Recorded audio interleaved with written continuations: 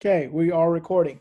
Okay, is everyone going okay with nonlinear functions? You should be done with nonlinear functions, all the square root stuff by now.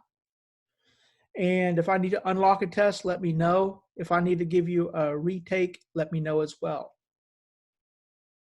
Now, one thing I want to talk about, I sent you guys a link via Remind late last night. And I did it deliberately so that you would have it in the morning to look at. It is a survey that you have to take of the class. Did everyone get that? I know some of you have already filled it out, but make sure you guys got the link. It's for both you and your parents. So it is a way of taking your revenge out on me, if you will. You can write what you enjoyed about the class. There's a space for you to write what you think I can improve on, etc. So when you go to college, what happens is at the end of the course, the professor will give you a survey of the class where you state your opinion as to how the professor did, how the course was, and what strengths the professor had, and where are the avenues for improvement, if you will. And the professor will take the feedback, or should take the feedback, and then grow the class accordingly. And from day one, I've been telling you that you're not the only one walking into a classroom, that I too am walking into a classroom as well, okay? And whereas you're learning how to do Algebra I, I'm learning how to be a better teacher, okay? So I don't have all the answers, and I'm no expert, and nor do I try to profess to be. That being said, this is a way for you to help me improve my skills as a teacher so that the students who I have next year can benefit from your input. So, Mr. Jackson, you came in at the tail end of the conversation, but last night I uploaded a survey for you to take along with your parents to sort of say, okay, this is where you suck as a teacher, and this is where it's horrible, and blah, blah, blah, blah. And your parents could say, yeah, my student had the worst time in the world, and consider another job profession because you definitely can't teach. I'm finna write a whole essay. Mm-hmm. So please do that. It's a way of me sort of growing as a teacher, because this is what you're gonna have to do when you go to college, right? Because at the end of the semester, you basically have an opportunity to critique the professor. So, and the thing is that the professor gets it, and hopefully he'll take the criticism to heart and grow as an instructor. Okay. So please do that. And if you do it, I might throw a couple of bonus points your way. So there is an incentive for you to do that, if you will. You talking my language now. Yeah, I know. So there's a part for you to do, and then there's a part for your parents to voice their opinion, all right? Okay, so as I said, everyone should be done with all the square root stuff, and you should be into quadratics. And actually, this will be the last section in quadratics. And we talked about quadratics being a big category. So remember, quadratics are any equation that has a degree 2. The largest exponent is 2. And we've been dealing with quadratics basically since the beginning of this year, okay? Not the school year, but since 2020. And we said quadratics is a big category of equations. And the ones that you know how to solve is a subcategory which are known as a factorable quadratics.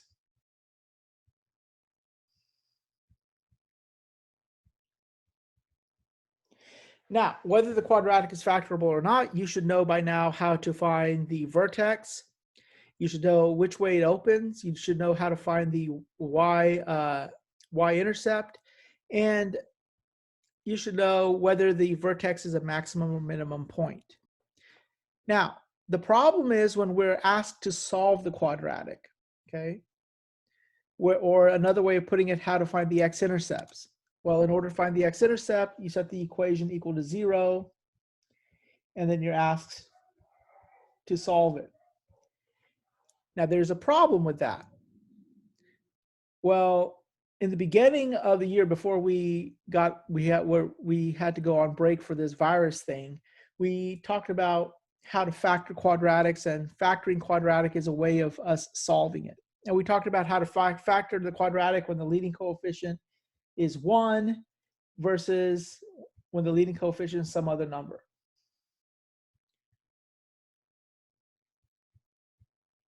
And we said we had to do the chart, like for example, x squared plus 3x plus 2 equals 0. We do a chart. What are my factors of 2? And then we say, okay, what do they add up to give us? And then we say, okay, we're looking for factors of 2 that also add to give us positive 3, which in this case will be 1 and 2. And that's how we factor when the leading coefficient is 1. When the leading coefficient is something other than 1, remember we did keep, change, flip. I'm not keep, change, sorry, that's division. We did slip and slide, where we took the leading coefficient and multiplied it by the last term, right? And then we factored it and set it equal to 0 and solved, right? So we know how to solve a factorable quadratic. And the problem is not all quadratics are factorable, but they do have x-intercepts. Some of them do at least. So how do we find the solutions for quadratics that sit here that are not factorable? And we said that there's a couple of ways. The first way was the square root property.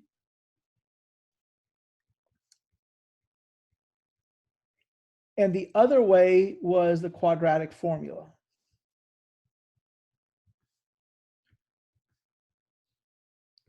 Now, a little bit about the quadratic formula.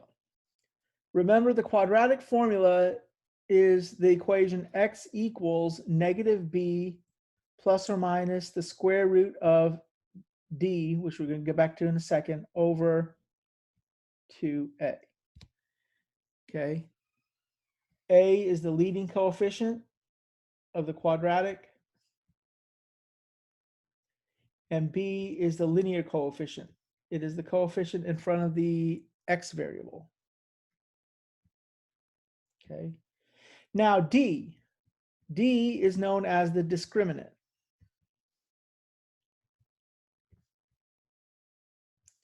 And the formula for d is b squared minus 4ac, where again, b is the linear coefficient, a is the leading coefficient, and c is your constant term. And we say that it's called the discriminant because it can be one of 3 things. It can be negative or less than 0, it can be equal to 0, or it can be greater than 0, okay, or positive. If it's less than 0, we say there's no solution, okay, no real solution. If it's equal to 0, that means we have one rational solution. Remember, a rational number is a number that can be written as a fraction. So your integers and your fractions. Now, when it's positive, there's one of 2 things it can be. It could be a perfect square, or it cannot be a perfect square. So remember what your perfect squares are. They're numbers like 1, 4, 9, 16, 25, 36, 64, 49, etc. The ones where you take a square root and you get a whole number back. And if you got a discriminant that is positive and a perfect square, we say we have 2 rational solutions.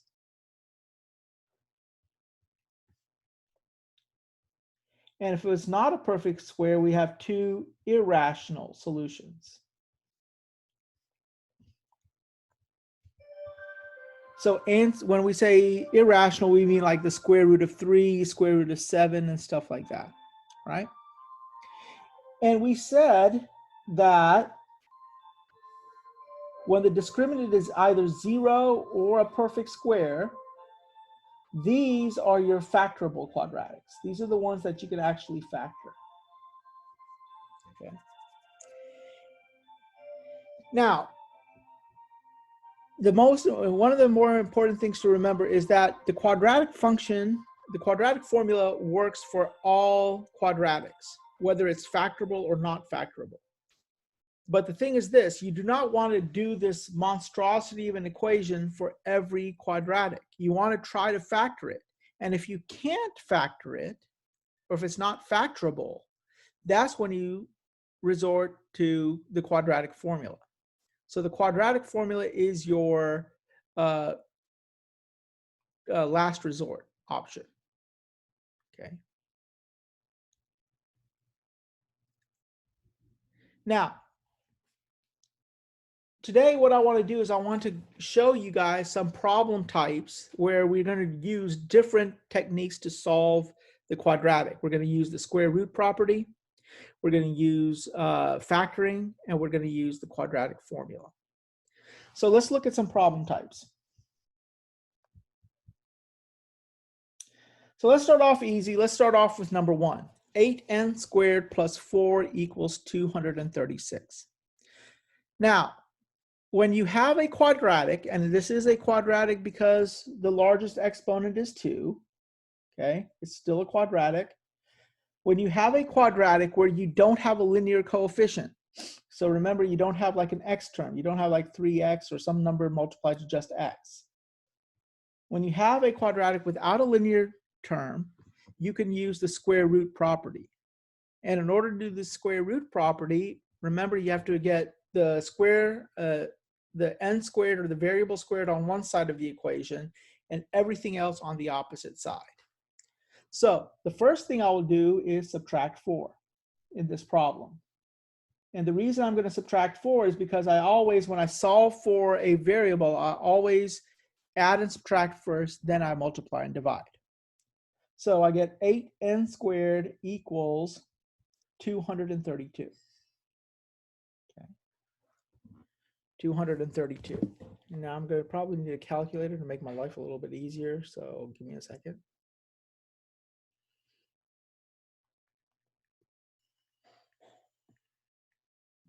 Okay. Now, remember my goal is to get the quadratic, the x squared term, or in this case, the n squared term by itself. So I will divide both sides by 8. All right. So the first thing I'm going to do is divide both sides by 8. Then I get n squared equals 29. Okay, 232 divided by 8 is 29. Now this is where the square root property comes into play. So you got n squared equals 29. So to solve this, you take the square root of both sides and you get n equals plus or minus the square root of 29. Okay, do not forget the plus or minus because that's what gives you your answers. Okay. So that's how we use the square root property. So when you have a quadratic without a linear coefficient, you can use the square root property. Get the variable that's squared by itself on one side of the equation and move everything else to the opposite side and then take the square root. Now, if 29 was a perfect square, or if I could simplify it, then I would. But 29 is neither a perfect square nor can I simplify it. Remember, simplifying means that you can pull out a perfect square from it. Any questions?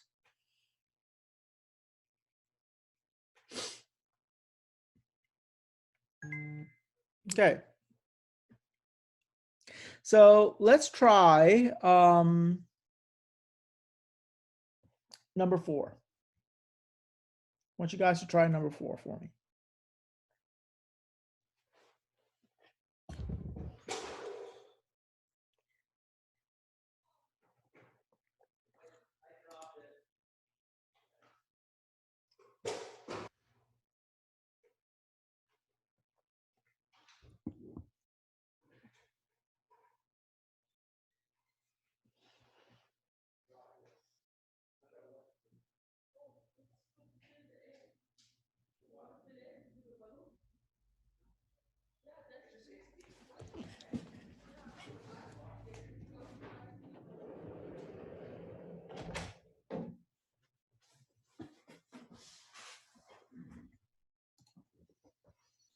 Okay, so what would I do first in this problem? Unmute yourself because I can't hear you, by the way. What do I do first in this problem? Any takers?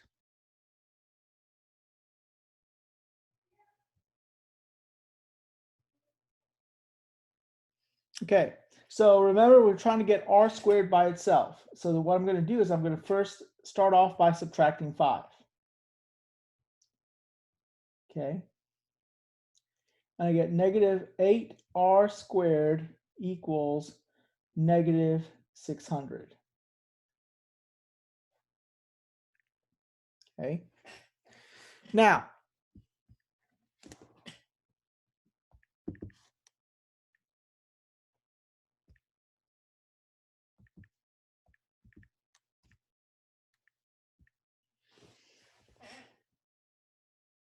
I'm going to try to get r squared by itself, so I'm going to divide by negative 8. And I get r squared equals 75. Now I take the square root of both sides, get r squared, r equals plus or minus the square root of 75.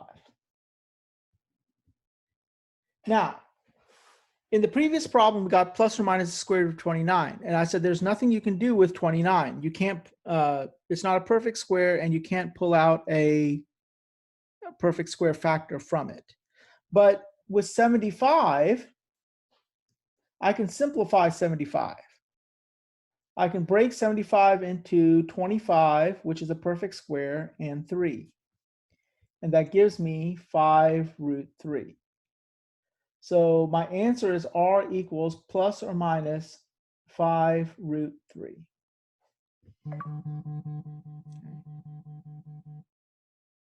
Any questions? Now, let's look at number 5. So number 5, you would still add 10 to both sides because our goal is to get the r squared by itself. And you get 8r squared equals negative 135. Okay. You divide both sides by 8.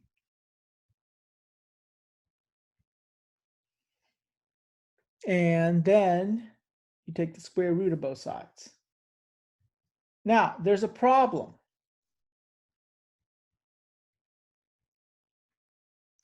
I can't take the square root of a negative number, okay?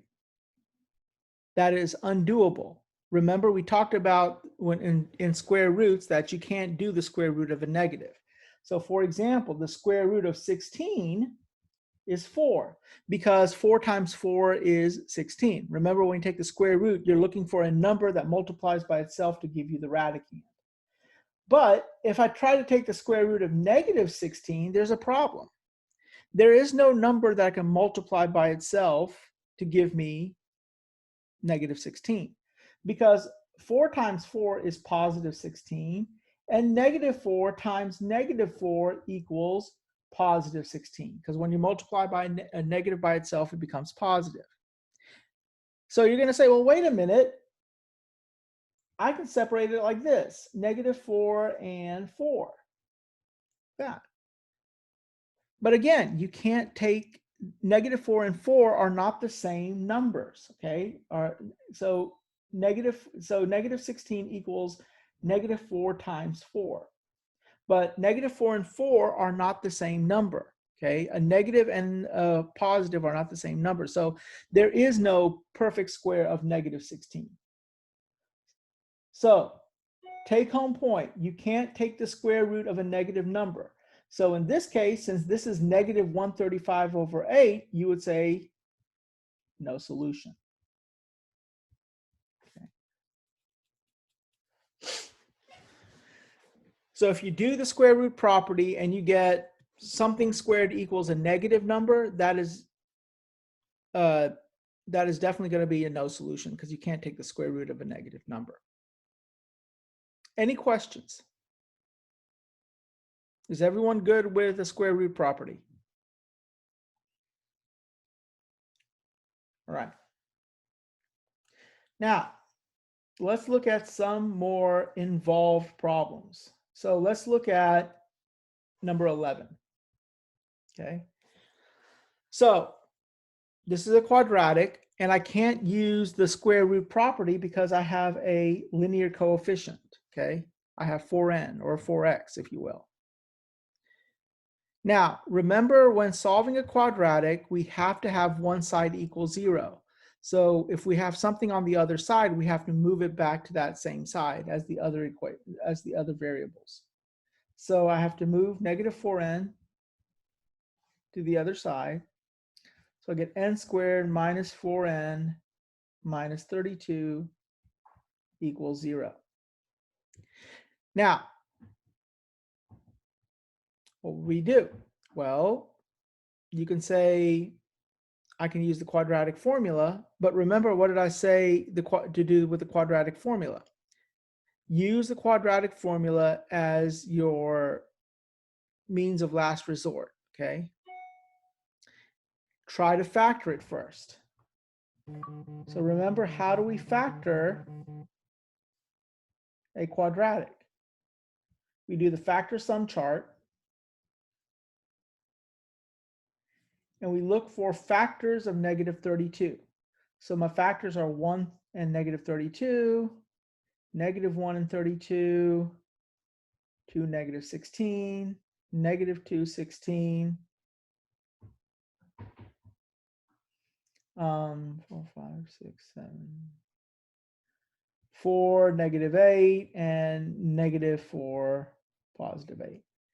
So once I find my factors, I add them. So that's negative 31, positive 31, negative 14, positive 14, negative 4, and 4. And remember, we're looking for two numbers that multiply to give me negative 32, but combine or add to give me negative 4. So that means my factors are 4, negative 8. Okay. Now we factored it, and we have one side equals 0. So remember the 0 rule property. It says that when I have multiple things that are multiplied together to give me 0, one of those things has to be 0. So that means n plus 4 equals 0, and n minus 8 equals 0. So when you solve, you get n equals negative 4 and n equals 8. Now, if you already knew that the two numbers that multiply to give me negative 13 that also add to give me negative 4 are positive 4 and negative 8, then you didn't have to do the factor sum chart. You can just go ahead and plug it in. But trust me, this is a lot better to do all of this than to do the quadratic formula, because the quadratic formula involves a lot of computation, a lot of algebra, a lot of steps to mess up, and this is a lot more better, if you will.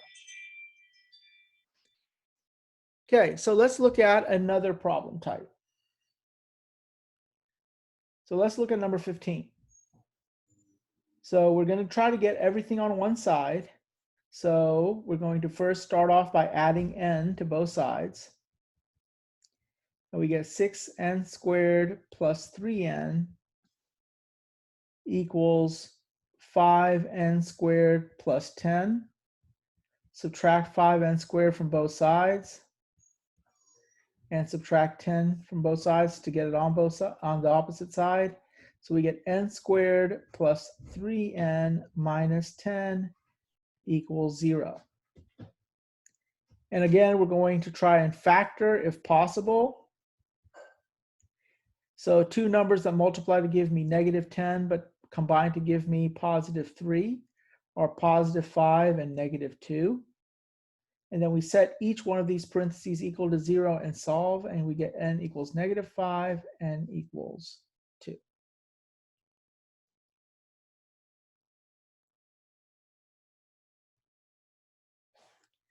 Now, let's see if I can find one. Okay, so let's look at number 22. Okay, same story, move a squared and get 7a squared minus 36a equals -5. Add 5 to both sides.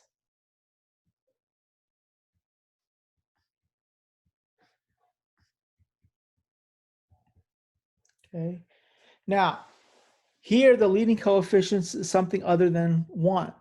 So remember, what do I have to do? I have to do slip and slide. So I'm going to take 7, multiply it by 5, and get a squared minus 36a plus 35. Then I factor two numbers that multiply to give me positive 35, but add to give me negative 36, -1, and negative 35. But remember, with slip and slide, I got to divide by my leading coefficient, which is 7, and then try to reduce the fraction when I can. 35 over 7 reduces to 5. And since I can't reduce 1/7, I got to take the 7 and bring it in front of the variable. That's where the slide part comes in, slip and slide. So now that's fully factored. And set 7a minus 1 equal to 0 and a minus 5 equal to 0 and solve.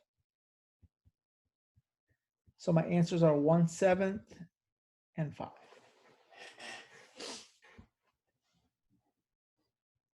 Any questions? Are we good with factoring via regular way or slip and slide?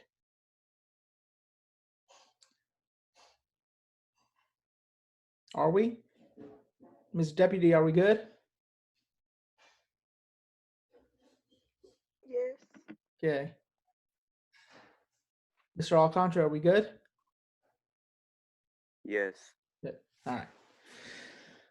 Okay, so let's now look at some stuff that's a little bit more involved.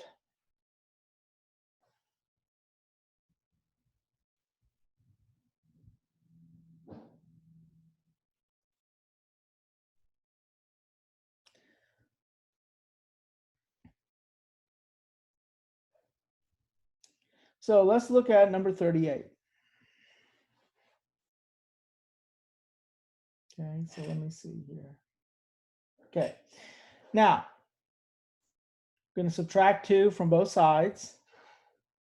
So my equation is 3b squared plus 10b minus 2 equals 0. Now we're going to try to factor it. So we have to use slip and slide. Now, there's a problem. I can't think of any number that multiplies to give me 6 or -6, but also adds to give me 10. Because my only factors of -6 are -1 and 6, -6 and 1, -2 and 3, and -3 and 2. And they add up to 5, -5, 1, and -1 respectively. So none of these factors adds to give me what I'm looking for. So that means that I can't factor this. And if I can't factor this, that means I'm going to have to use the quadratic formula. So notice how I approached this. I first moved everything to one side like normal, and I tried to factor it. So I can't use factoring. I can't use the square root property either because I have a linear coefficient. Okay, I have the 10b or 10x, so I can't use the square root property. So because I have no other options available to me, I have to use the option of last resort, which is the quadratic formula. So the first thing in using the quadratic formula is to go ahead and write your a, b, and c, your leading coefficient, your linear coefficient, and your constant term. Okay. Now, the first step in the quadratic formula is calculating your discriminant. So 10 squared minus 4 times a, which is 3, and c, which is -2. It's 100 minus 4 times 3 is negative 12. Negative 12 times 2, negative 2 is positive 24. So the discriminant is 124. Now, I look at what the discriminant tells me. It's positive, so that means I do have a solution, and it's not a perfect square. So that means I have two irrational solutions. So I'm going to have some sort of square root involved, right? Now I do the rest of the quadratic formula. X equals negative b plus or minus the square root of the discriminant over 2a. So negative b is negative 10 plus or minus the square root of 124 over 2 times a. So 2a is 3, so 2 times 3 is 6. Now, we're going to try to simplify the square root of 124, okay? So remember, when we simplify a radical, we're looking for two numbers that multiply to give me the radicand, so 124, one of the factors being a perfect square. And if I do the math, I notice that 4 times 31 gives me 124, and 4 is a perfect square. So I can break up 124 into square root of 4, square root of 31, and the square root of 4 becomes 2 root 31.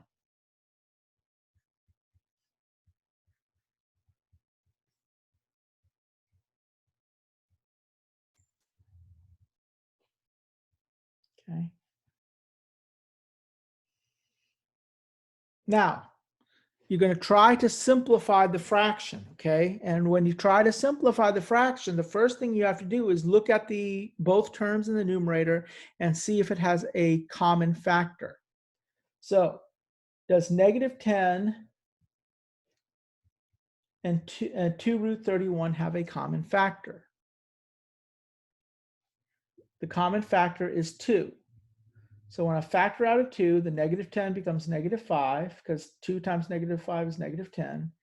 And when I factor out the 2 from 2 root 31, I just get root 31.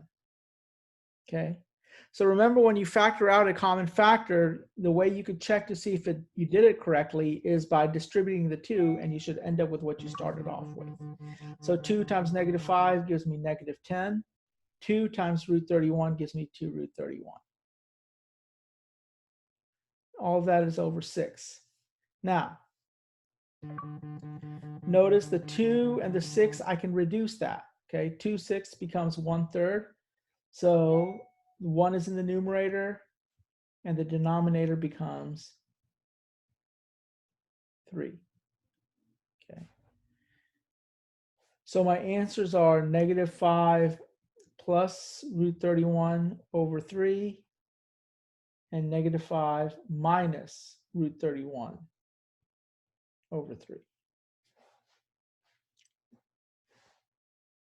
So yes, you see, this is why you do not want to use the quadratic formula all the time, because this is a lot of algebra and a lot of computation that you have to do to get two answers. So if you can get the answer simply by factoring, it's a lot easier for you. Okay. Any questions?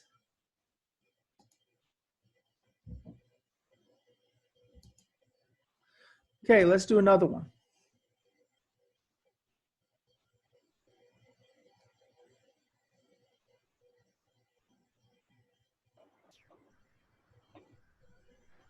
So let's look at number, which is a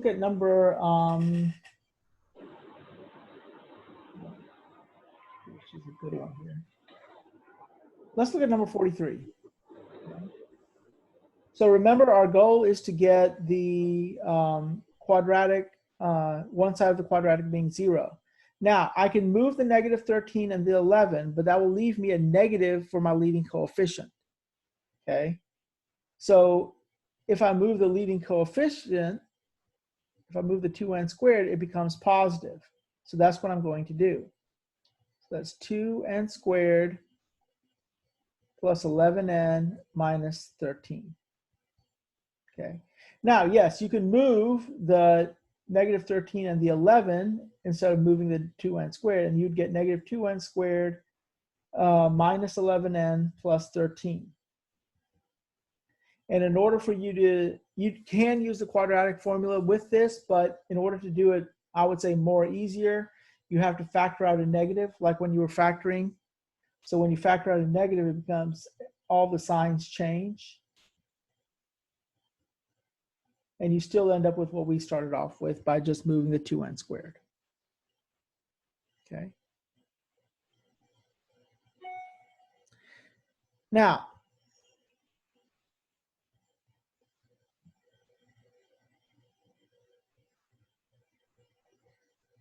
we're going to try to factor it. Okay, so I'm looking for, remember this is leading coefficient is 2. So I'm going to try to factor it. Okay.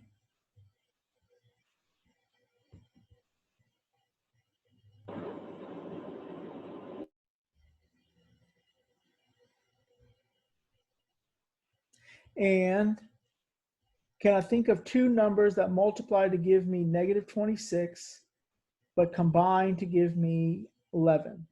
So my factors of negative 26 are negative 1 and 26, positive 1 and negative 26, negative 2 and 13, and 2 and negative 13. So 25, negative 25, 11, and negative 11. And we're looking for two numbers that multiply to give me negative 26, but add to give me positive 11. And there we go. So that's n minus 2 times n plus 11. But remember, this is slip and slide, so we're going to divide by the leading coefficient.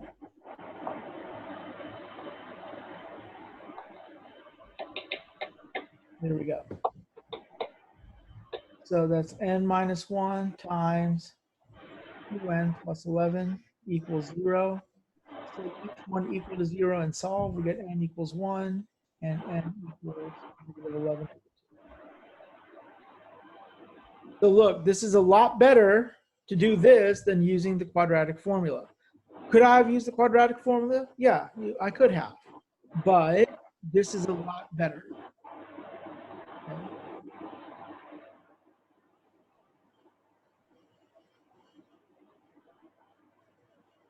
Now, let's see here.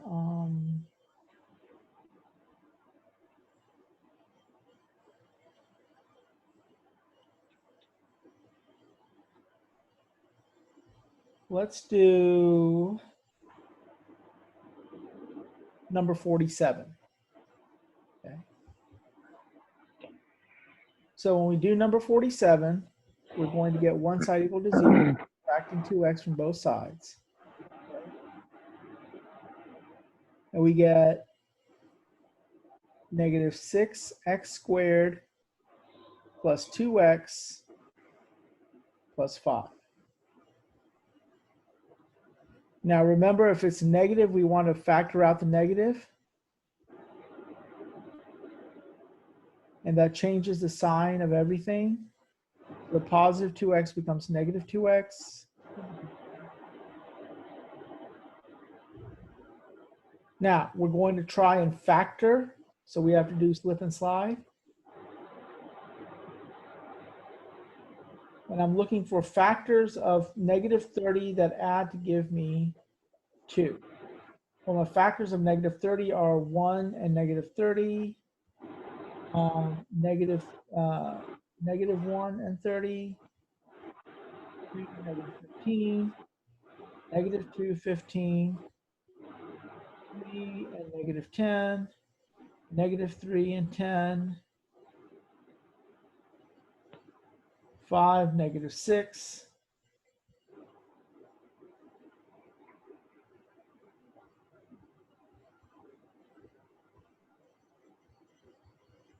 and negative 5, positive 6. So I get negative 29, positive 29, negative 13, positive 13, negative 7, positive 7, negative 1, positive. And as you see, we can't factor this because there are no numbers that multiply to give me negative 30, but also add at the same time to give me negative 2. So if I can't factor this, that means I'm going to have to use the quadratic formula. So write A, B, and C. A is the leading coefficient, which is 6. And I'm going to be factoring this, okay? I'm going to use the quadratic formula on this. So 6 is a leading coefficient. Negative 2 is my linear. Negative 5 is my constant term. Okay. So discriminant is b squared minus 4ac. So b squared is 4, because 2 squared is negative 2 squared is positive 4, minus 4 times a, which is 6, times c, which is negative 5. So negative 4 times 6 is negative 24. Negative 24 times 5 is positive 140.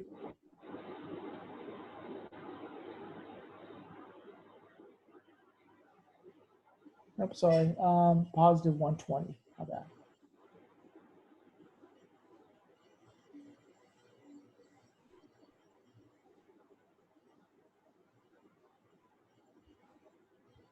Okay, so the discriminant is 124. Now you say, okay, since it's positive and not a perfect square, that means I expect 2 irrational or square root numbers, solutions. Now we use the quadratic formula, negative b plus or minus the square root of the discriminant over 2a. So minus negative 2 plus or minus the square root of 124 over 2 times negative 2. Oh, not negative 2, my bad.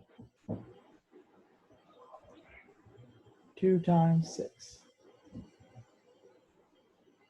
So minus and negative 2 becomes positive 2, plus or minus the square root of 124 over 12. Now we're going to try to simplify the square root of 124. And we did this same one previously. And it broke up into 4 and root 31. The square root of 4 becomes 2.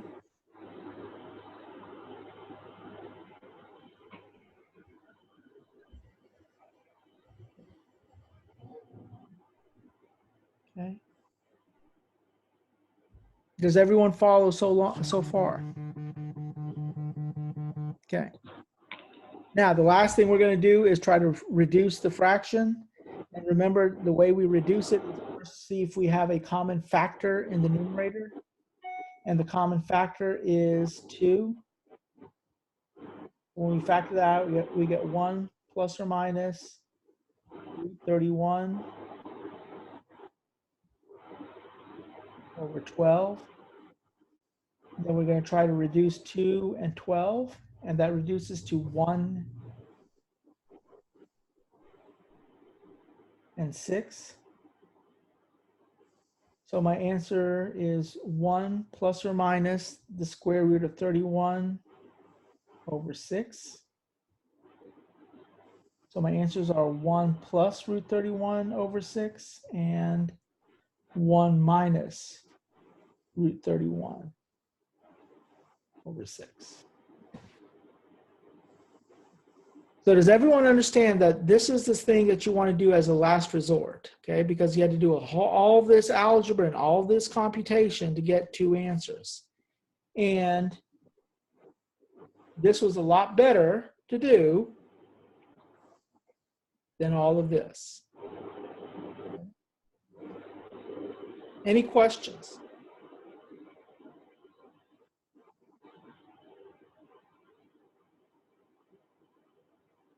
we good with the quadratic formula? Mr. Mr. Lovejoy, are we good? Mr. Alcantara, are we good?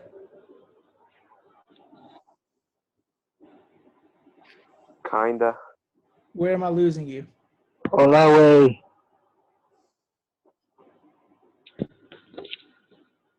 Am I losing anyone I anywhere? mean, I just don't like this type of equation because there's lots of steps. That's Yeah. why. It is extremely a lot of steps. And that's why I said it works 100% of the time, but you do not want to do this for every problem, especially if you can factor it. Okay. But I highly recommend that you practice it, because the more you practice it, the better you'll become at it. Right? And for those, when you go to Algebra 2, we're going to be doing a lot of this. Algebra 2, mostly all of the quadratic problems that you're going to have are not factorable. So you're going to have to be comfortable using the quadratic formula for Algebra 2 or trig. So now is your introduction, so you might as well start getting used to it. As much as you guys disliked factoring, trust me, when you get into Algebra 2, you're going to wish that you could just factor and get the answer.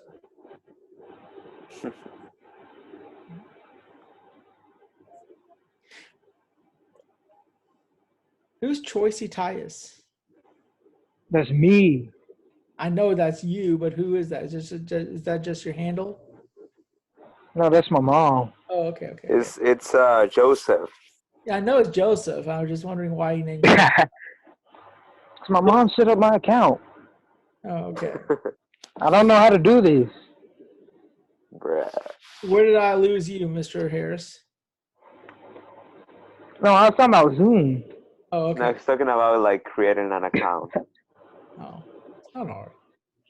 Mr. Harris, do you have any questions? I know you came in on the back end of the discussion. So far, no. I do not. All right. Okay. Ms. Martinez, any questions? No, sir. All right. Well, I recommend that you practice it. Take home point, if there's no linear term, you can do the square root property. That means get the variable squared on one side, get the number on the other, take the square root of both sides. And remember, if it equals a negative, you can't take the square root of negative. That means no solutions. Then, if you do have a linear term, one side has to equal 0. So move everything to one side so the other side equals 0, and try factoring. If it does not factor, then you have to do this. Okay? Calculate the discriminant, see what the discriminant tells you. If the discriminant is negative, then that's great. That means no solution, no real solutions. But if the discriminant is anything else, then you do the quadratic formula, the rest of it. And take the time to do this part right here, okay? It will help you organize your information better. Take a couple of seconds and write out the leading coefficient, the linear coefficient, and the constant term. Because there's a lot of numbers manipulating and moving around left and right. So if you have like this chart, if you will, or a list of your numbers that are important in the calculation, you won't have anything to worry about. Or you have less things to worry about. Okay. Okay. Yes, sir.